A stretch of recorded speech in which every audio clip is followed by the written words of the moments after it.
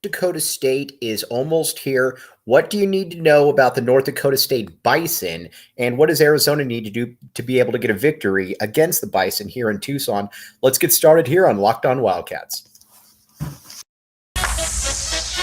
You are Locked On Wildcats, your daily podcast on the Arizona Wildcats, part of the Locked On Podcast Network, your team every day.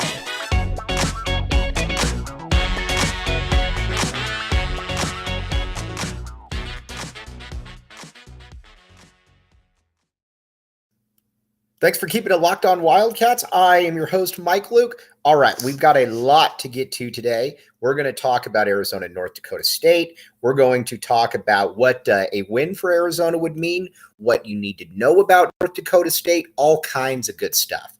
But first, let's get started here on what you need to know about North Dakota State. And, you know, sometimes football programs have stereotypes because, well, quite frankly, sometimes that there's a little bit of truth to them. And with North Dakota State, what you think is pretty much what you're going to get. And there's not exactly a lot of secret to that. And it starts with, on offense for North Dakota State, it starts with their running game. And that starts with Hunter Lipke. Now, when you look at Hunter Lipke, he's about 6'2", 230. This is a guy that's going to play in the NFL. He's probably going to be a Mike Allstott type, and that, you know, he plays fullback, but he can catch passes. He can run between the tackles. He's just a really good player. There's no doubt about it. And he's one of the best players in FCS football, and I think he's going to continue to be that way. Now, what makes them unique, though, is that they've got eight different running backs who run the ball. This is not a, you hear about running back by committee, but when you look at the running back by committee, there's generally three guys. I mean, heck, maybe four. North Dakota State's got about eight different dudes that run. And those eight different guys that run they're all effective at what they do. That's why North Dakota State is fascinating. And almost all of them are downhill runners. And basically what they try to do is they try to wear you down. They try to get you into or try to get themselves into second and short, third and short, and stay ahead of the chains. And honestly, they're able to do it. And a big reason that they're able to do it is because of the strength of their offensive line, their defensive line, and what they're able to do out there. Now, Hunter Lipke is obviously the guy that is going to get the majority of the carries. I would expect him to, generally they'll go 8 carries, 6 carries, 4 carries. I would look for him to probably get more like 13, 14, 15 carries. This is their biggest game of the season. They're going against a Power 5 team. And when you're going against a Power 5 team, you generally try to get your best players the ball. You generally try to get the best players a little bit more than, what you generally get. When I watch this team, though, I also think that they don't have the talent that Arizona does. Again, not a real explosive offense. And that, like I said, they got to stay ahead of the chains. You look at Cam Miller, their quarterback. He's also a player that he runs, he can run around a little bit. Again, it's not Michael Vick. He's not going to be making a ton of plays out there, but he can get out there and he can make some plays, especially with his feet. He's not a bad quarterback by any means, but if they get down early, I don't know that they're going to be able to have the capacity to be able to come back. And that's kind of what the beauty of North Dakota State is that what you're going to be able to get. That, they're going to come right at you. There's no real secret to what they're going to do. And for Johnny Nansen, it's going to be fascinating to see what he does, because Johnny Nansen has done, first of all, I think Nansen's done a great job as the DC so far. You forced 5 turnovers in 2 games. Yes, please. The defensive line has been more productive than anything we've seen in recent memory here at the U of A. All kinds of good stuff, to be honest with you, from Johnny Nansen and his group of guys. But now I would imagine, and this is just a guess, no inside information, you're probably going to go with a 4-3 type defense against North Dakota State. You need to have more guys in that box because, again, they're going to come right at you. There's absolutely no secret as to what they're going to do. And if you know that somebody's going to come right at you, then you know what? If you're not big enough and you need to be able to reevaluate where your personnel is, then you're going to have an idea then about where everybody is.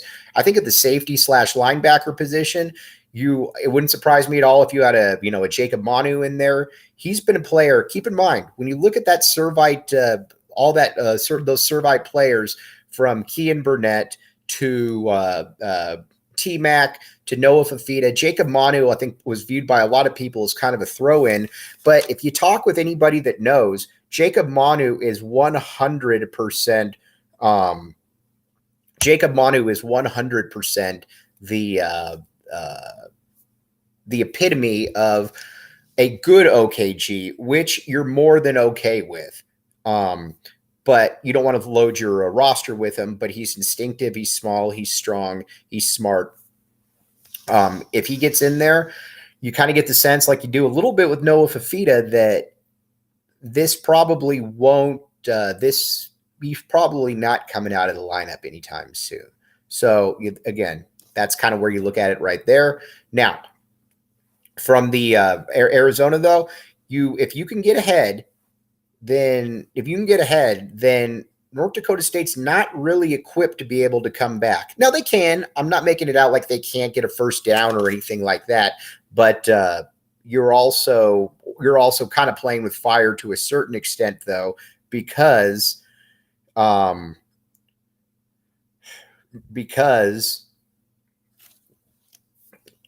you don't want this to be a close game going into the fourth quarter. You just don't want that to be the case. That's why you want to get ahead. You want to be able to get ahead early. Now, offensively, let's talk about a little bit where Arizona is, because offensively, this is a big part of what they need to be able to do. Arizona's got to score the football. I know North Dakota State is big and physical. I get all of that. Totally get it. Totally comprehend. But what you're also looking at, though, is a team in Arizona that's just got better skill position players. Jayden de Laura is a better quarterback than Cam Miller. There's, not being mean to Cam Miller, nothing personal against Cam Miller. I'm sure Cam Miller is a good player. He can play. There's no doubt about that. But you're also looking at players, though, that you should be better than. There aren't any Jacob Cowings on North Dakota State. There aren't any T-Macs. There's nobody like that. They're solid at what they do, but Arizona's more dynamic. And you look at how Arizona played against Mississippi State. One of their big problems was the snap off the ball, in that, Mississippi State was able to get into the backfield and they were able to get into the backfield early. That can't be the case here against North Dakota State. Again, North Dakota State's got one of the better pass rushers in the entire FCS. But again, this is FCS. We need to keep that in mind here. FCS is a different ball game than playing Power 5 football, and that is not a a detriment to anything out there. It's just the way that it is. North Dakota State is on a lower level. Now, they could easily win this game, and that's one thing I want to get to real quick. I keep hearing North Dakota State people saying nobody's giving us a chance of winning this game. Guys, it's like a pick 'em. Betting wise, and sometimes in some ways they're favored. So again, a lot of people are giving you a chance. But this is a game that I do believe that Arizona should win. If this was playing last year, I would absolutely not take Arizona. I think that North Dakota State would have a better program. Just more consistent, better players. I think they got like 12 or 13 players in the NFL, but right now they're playing more of a, this is a little bit different team. This isn't your vintage North Dakota State team. That's something I think to certainly keep in mind. Now, with Arizona, you got to be able to score some points. You got to be able to get ahead. And I think they can. Honestly, we'll get to my prediction tomorrow, but I think that this is going to be about a 10-point Arizona win. And it's not a condemnation of North Dakota State at all. It's that I think that Vegas is still a little bit behind the Arizona I think that Arizona is still a little bit behind the or Vegas is a little bit behind that Arizona doesn't totally stink. And I get that it's been arguably the worst Power 5 program the last 3-4 years. Totally get all of that. But this was also a massive recruiting class that you brought in. It was a massive transfer portal class as well. And that changed things. Again, look at all the new players that you have in here. Some of your best players. A Jayden de Laura was not here last year. A Jacob Cowling was not here last year. A T-Mac was not here last year. The running game for Arizona, not here last year. A Jonas Savanea, not here. Hunter Eccles, not here. Jerry Roberts was hurt for a good percentage of the time. So, this is a different squad. I'm not saying that they're going to be, that they're going to win 9 or 10 games, but I think that Arizona can win 5 or 6 games this year. And, that's certainly a different position. But this is also a game, though. If you're Arizona and you can go into conference play next week at 2-1, you'll take that every single day of the week. I think the big concern that I think a lot of people had was that Arizona was going to be 0-3. And if you're 0-3 going into conference play, it's obviously a little bit more difficult. So although being up the way they are, that's kind of where we're at right now. Now, special teams, though, is going to be fascinating. I would like to see Speedy Luke, Tham, as we call him on this show. I'd like to see Speedy start getting more involved in the game. I know that they're scared, or I don't want to say scared. That's probably not the right word. And by the way, I apologize. I keep getting an eyelash in my eye, and it's very aggravating. But Speedy Luke is a guy that I thought would be returning kicks from day one. And I keep hearing, well, you know what? You can't really return the kick. You can't really have him return kicks because he's a little bit undersized, whatever the case may be. I don't really subscribe to that theory. I mean, again, we're looking at DeAnthony Thomas, for example, out of Oregon back in the day. DeAnthony Thomas comes in and he was a smaller dude. I mean, DeAnthony Thomas is about 5'7", 180 or 5'7", 170, whatever the case. And you didn't see Oregon say, well, he's a little too small, we can't use him. No, you use him because he's really fast and he's good. I'd like to see Speedy Luke kind of use that same way. And again, this is coming from somebody in me that is totally in on the Jed Fish coaching staff. I love everything. I love what they've done. So again, this is nitpicking, but I would like to see Speedy Luke get involved a little bit more in the overall just scheme of getting him the ball. And North Dakota State might be a good game to be able to get that. You got a lot of big, strong guys out there, but Speedy Luke's going to be the fastest guy in the field, and Speedy Luke's generally going to be the fastest guy out there, period. So, certainly something to keep in mind right there. But this is also a big game for Jayden de Laura. Obviously played very well against San Diego State, played terribly against Mississippi State. I think that he's going to have a bounce back here. A big reason, though, for the Mississippi State, I think, debacle was that he was running for his life from day one. The second he snapped that football, this football was snapped to him, he was looking around. I mean, there were plays when he's having to run around and he's having to reverse, he's having to double reverse. And, that's just not where you want to be quite frank with you. This is a game for the offensive line to get right. Again, North Dakota State has some very good pass rushers, especially on the edges. But this is a game for Arizona to be able to get right there. And I'd like to be able to see that at least occur. I think there's certainly the possibility that can occur. Okay, now special teams wise, just keep doing what you're doing. I'd love to see Speedy Luke get involved more, but special teams wise, I'd love to see the punter get, Kyle Ostendorp. Keep doing what you're doing. Tyler Loop, you've been fantastic as well. That's you just need to be able to keep that one up right there. But good stuff on that front. All right. In a minute, we're going to talk a little bit Arizona basketball. Keep in mind, tomorrow I'm going to be giving you my prediction on Arizona football and who wins. But first, let's talk about the BetOnline Sportsbook. You hear it all the time. Well, you know what? I'd like to bet, but I don't really know how all of this works. I'm a little confused on what's going on, all of that stuff. With the BetOnline Sportsbook, you're able to hop in there, and it's just easy for you. There's no doubt about it that you're able to hop in there, and you're able to exactly what you want. I do think that Arizona is in the spot right now where, if you can get in there, if you can win this game, or excuse me, if you can win this game, and I'm predicting Arizona to win this game, the BetOnline Sportsbook is the place to be able to make it happen. Check it out. We're going to take a quick break, and we're going to get back, and we're going to talk a little bit of Arizona hoops. Thanks for keeping it locked on Wildcats. I am your host, Mike Luke. All right, we're going to get to a little bit of Arizona basketball right now. Got some recruiting news, obviously. Cody Williams, my guy, out of Gilbert Perry High School, and obviously up in Gilbert. He is coaching staff went into this season, into the evaluation period, not offering Cody Williams, but wanted to see exactly where he stood, to be able to see, kind of where he was in the grand scheme of things. And watching the same games that Tommy Lloyd watched, Tommy Lloyd came away and said, yep, that's a guy that we need to offer a scholarship to. They quickly did. And Arizona is obviously one of his final 8 schools. Tommy Lloyd had an in-home with him. And I always tell this to people that if Arizona prioritizes an in-state kid that's not, somebody coming in that's not a native Arizona, if they come in there and they prioritize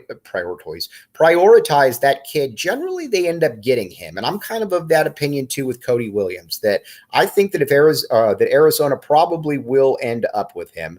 And that's obviously a very good thing. If you end up with him, he's the kind of guy that you can put at, you can put him at the 2, you can put him at the 3, you can put him at the 4. He's got to get a little bit stronger. There's no doubt about that, but he'll get to that point for sure. He comes from basketball, a great basketball lineage. Again, as many of you know, his brother Jayden Williams was kind of a late bloomer, went to Santa Clara, became a top 15 pick. I think Cody Williams has all of that potential and more. Again, the only thing with him is he's got to tighten up the handle. But again, he's 17 years old. He's obviously young. But this is a great move by Tommy Lloyd to prioritize him. On top of that, he's a great kid as well. So that's the kind of game. That's the kind of thing you win with. You win big with kids that are native, that are native Arizonans that can go in there and help you win some basketball games. There's just really no doubt about that. So we'll keep you up to date on what happens there with Cody Williams. We're going to take a quick break. We're going to talk about one of his teammates and then another player before signing off. Thanks for keeping it locked on Wildcats. I am your host, Mike Luke. All right, now let's talk a little bit about one other player too that has shot up the rankings that I absolutely love, and that's Zoom Diallo, point guard out of the Northwest. I watched him this summer when Tommy Lloyd watched him, and you could tell that he was next level. He's kind of what that Kentucky point guard looks like. He's about 6'4", something like that, and he's just athletic. He's strong. He's physically imposing. Arizona was one of the first big-time schools to offer him. Him and Didon Thomas are the priorities in the class in the 2024 position. And both of them are a little bit different. Zoom Diallo, to me, is the guy that's going to be in the NBA in a year or two, whereas Didon Thomas is probably more of a 3 or a 4 year guy. But I could see them both easily being All-Americans during their time in college. Both of them are really good, just drastically different guys. Didon Thomas is smaller. He's a lefty, but comes another guy that comes from a basketball family, so certainly something to keep in mind. And then before we sign off, Dylan Anderson, another guy out of Gilbert Perry, Arizona freshman. Got to talk about him for a minute. I am a big, big Dylan Anderson fan, and I'm going to continue to be a big Dylan Anderson fan. What I really like about Dylan Anderson is that, yes, he fell down the rankings. I totally get that, but he's fluid. He can move a little bit. He's skilled. And Tommy Lloyd talked about how he was going to be a player that would be able to put on some good weight. He's pretty fluid. And like I said, I'd like to see a red shirt from him this year. And if you see a red shirt from him, I think he comes back and I think he's able to contribute a little bit next year. But I do think either way, by year 3 or 4 in the program, he's going to be a problem. And I think an NBA future is there. All right. As always, Everyone, thanks for listening to Locked On Wildcats. We will be back with you tomorrow with our Arizona score prediction and a ton more. You all have a great Thursday. Back the A. You've been listening to Locked On Wildcats podcast.